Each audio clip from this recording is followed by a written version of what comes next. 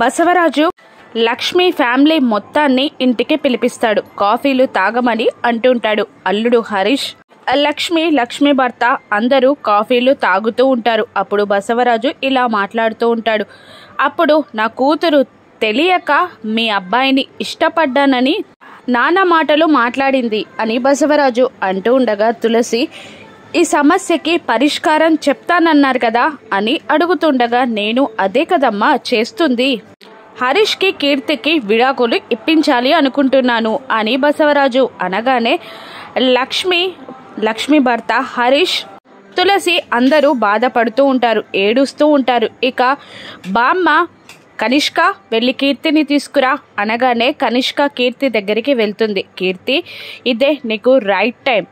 ఆ హరీష్ నీకు అవసరం లేదని విడాకులు ఇస్తానని గట్టిగా చెప్పేయి అంటూ ఉండగా చెప్తాను, వాడి ముఖం మీదనే వాడికి విడాకులు విసిరేస్తా అని కీర్తి అంటూ ఉంటుంది. ఇక కీర్తి హాల్లోకి రాగానే హరీష్ ఏడుస్తూ ఏదో మాట్లాడబోతూ ఉండగా నువ్వు నాకు విడాకులు ఇచ్చేదేంటి, నేనే నీకు విడాకులు ఇస్తున్నాను అంటూ విడాకుల పేపర్స్ పైన సంతకాలు పెట్టి ఎక్కడికైనా వెళ్ళి అడుక్కు తిను అంటూ ఏడుస్తున్న హరీష్ ముఖం పైన విడాకుల పేపర్స్ని విసిరికొడుతుంది కీర్తి.